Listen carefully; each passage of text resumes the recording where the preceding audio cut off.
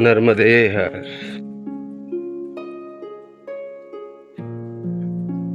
बंजर घाट था। बंजर घाट में रात को विश्राम किए थे। इसके अगले वीडियो में आप लोगों को मैं दर्शन करवाया हूँ। बहुत ही दिव्य स्थान था।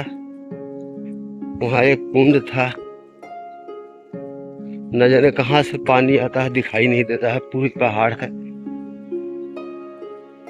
उसी कुंड से नहाना, उसी का जल पान करना। पूरे गांव वाले वहाँ आते थे।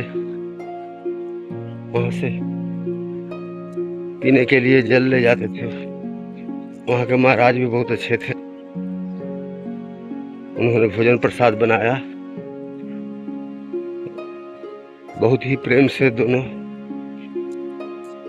प्रसाद पाया। पहाड़ी ऊपर है। इतना अच्छा ठंडी ठंडी हवा थी। बाहर ही विश्राम किया रात भर। आनंद ही आनंद था।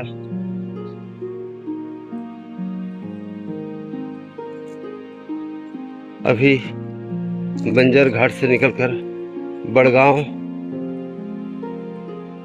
16-17 किलोमीटर की दूरी पे है। दोपहर विश्राम वही करने की इच्छा है। आगे मैया की इच्छा। नर्मदे हर। नर्मदे हर। चलिए मार्ग का भी थोड़ा दर्शन कर लीजिए आप लोग। नर्मदे हर। बज्जर गांव से निकले सुबह।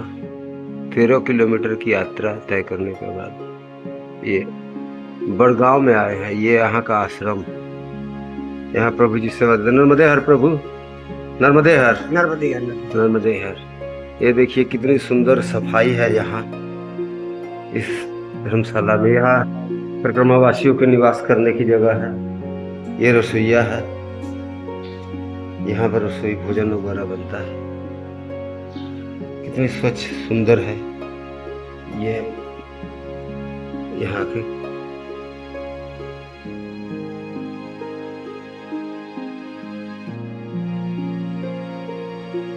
नर्मदे हर। नर्मदे हर। बड़गांव है। यहाँ आश्रम में रुके हुए हैं। अकेले ही चल रहे हैं। बहुत से परिक्रमावासी आते हैं, आश्रम में रुकते हैं। टॉयलेट वगैरह, बाथरूम वगैरह जो है, इतनी गंदगी फैला कर जाते हैं, इतनी गंदगी फैला कर जाते हैं कि कहने लायक नहीं। हम सबके घर में मेहमान आते हैं। तो मेहमान अगर 2-4 दिन रुक जाते हैं तो कुछ अजीब सा घुटन होने लगती है कि ये कब जाए। ऐसा महसूस होता है हर एक को। मैं अपनी बातें नहीं कर रहा, हर एक घर की बातें। यहाँ ये लोग 30 दिन तत्परता के साथ तैयार रहते हैं कि परिक्रमावासी आए तो उनका सेवा करें, उनको भोजन प्रसाद खिलाए, कैसे बैठाए, कैसे सुलाए। ये 12 महीना का काम है इन लोगों का। इतनी बड़ी सेवा देते हैं। उसके बावजूद भी बहुत से परिक्रमावासी आते हैं। आने के बाद टॉयलेट के अंदर, बाथरूम के अंदर डिटर्जेंट पाउडर का पैकेट, शैम्पू लगाते हैं, साबुन लगाते हैं। इसी तरह का गंदगी फैला करके चले जाते हैं। ये नहीं सोचते कि कल फिर परिक्रमावासी आएंगे, उनको परेशानी उठानी पड़ेगी। मैं हर परिक्रमावासी विनती करता हूँ, अनुरोध करता हूँ कि जिस भी आश्रम में जाए, आश्रम चाहे जैसा भी हो,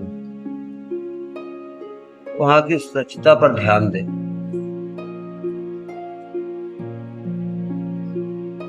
आज करीबन 3 महीने हो चले परिक्रमा करते हुए। मैंने बहुत परिक्रमावासियों को देखा कि भोजन प्रसाद में, मैं एक जगह भोजन कर रहा था, वहाँ भोजन में पूरी और सब्जी थी। पंगत में सब बैठ गए। जब पंगत चलने लगा, उसमें एक परिक्रमावासी बोल रहा है कि मैं पूरी नहीं खाऊंगा, रोटी। अब पूरी बन चुका है, अब उनके लिए अलग से रोटी बनाना संभव नहीं है। उसके बाद में फिर भी उन लोगों ने कहा नर्मदे हर, कुछ देर बाद में बना दे रहा। उन लोगों ने रोटी बना करके दी। फिर और एक परिक्रमावासी थे, वो बोल रहे हैं कि नहीं, हमको फलाहार चाहिए। तो परिक्रमावासी जब आश्रम के अंदर आए तभी कह दे हमको ये भोजन प्राप्त करना है, ये नहीं करना है, तो इनसे उन लोगों की सुविधा हो। लेकिन ऐसा नहीं है। बहुत से परिक्रमावासी ऐसे हैं कि जहाँ पर पंखे की सुविधा नहीं है, लाइट की सुविधा नहीं है, तीनों की छावनी है या मंदिर के बाहर रहना पड़ता है, तो वो लोग वहां से निकल कर चले जाते हैं। तो परिक्रमा जब हम कर रहे हैं तो हम घर की तरह सुख सुविधा खोजेंगे तो कैसे होगा? हम तपस्या करने के लिए निकले हैं। परिक्रमा एक तपस्या है।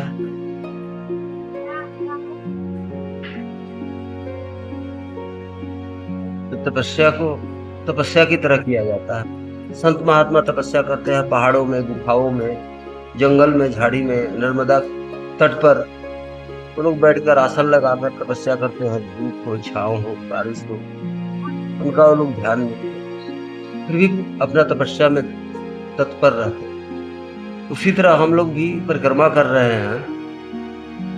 हम लोगों की भी ये तपस्या है, बड़ी तपस्या है। पैदल चलना, पीठ के ऊपर इतने सारे कपड़े बोझ लेकर के, धूप हो, छाँव हो, झाड़ियाँ हो, माँ नर्मदा का किनारा हो, जैसे भी हो, हम लोग परिक्रमा करते हैं।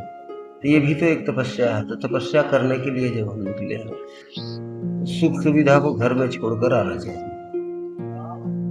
ऐसा नहीं है कि हम परिक्रमा भी कर रहे हैं, हमको हर तरह की सुविधा है। आज तक किसी तरह की तो असुविधा कभी होती ही नहीं है।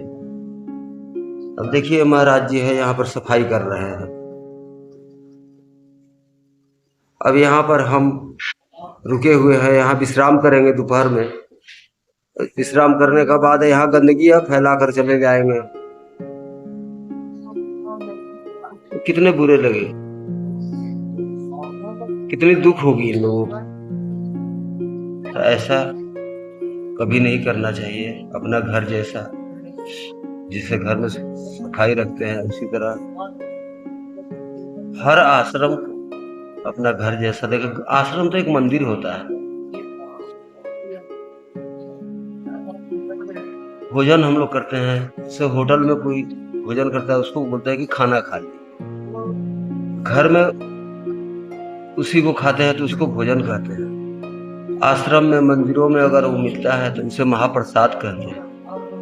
उसके बावजूद भी लोग बहुत सारे ऐसे हैं कि कहते हैं कि मुझे ये नहीं चाहिए, मुझे वो नहीं चाहिए, इस तरह का भोजन मिला। अरे हर रोज नया आश्रम, नए गांव, नए लोगों से मिलते हैं। ये लोग बहुत तत्परता के साथ सोचते हैं कि परिक्रमावासियों की किस तरह की सेवा की। मैं इस आश्रम में जब आया, कोई भी नहीं था, इस दरवाजा बंद था, वहां पर फोन नंबर लिखा हुआ है। मैंने फोन किया, फोन करते करते ही यहाँ के सेवादार आ गए, आकर के सर सफाई में लग गए, मेरे लिए आसन लगा दिया।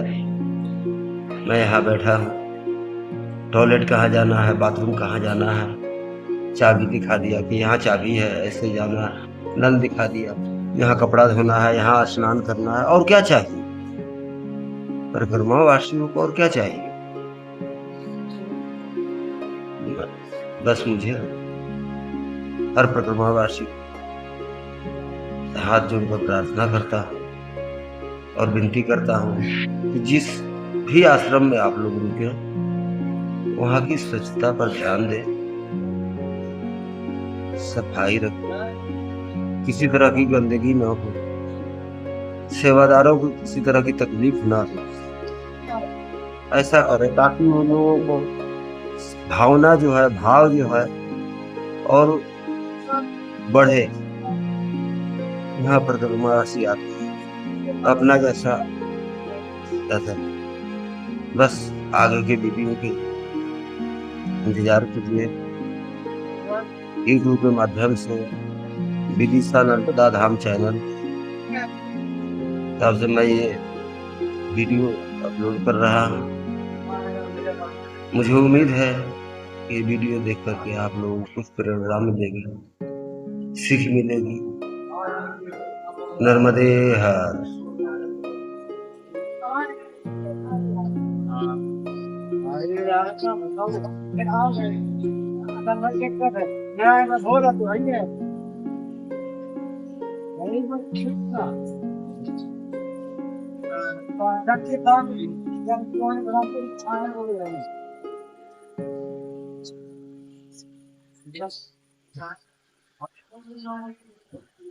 ये मेरा आसन है, यहीं पे विश्राम करूंगा दोपहर में, फिर दोपहर के बाद यहाँ से निकलूंगा।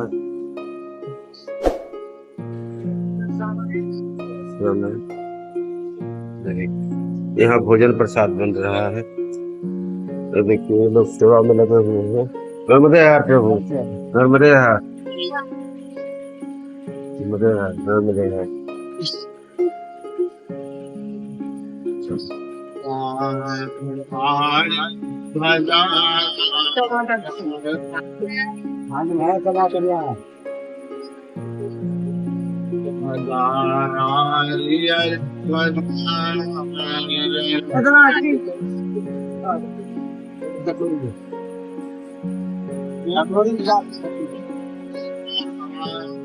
परिक्रमावासियों को और क्या चाहिए,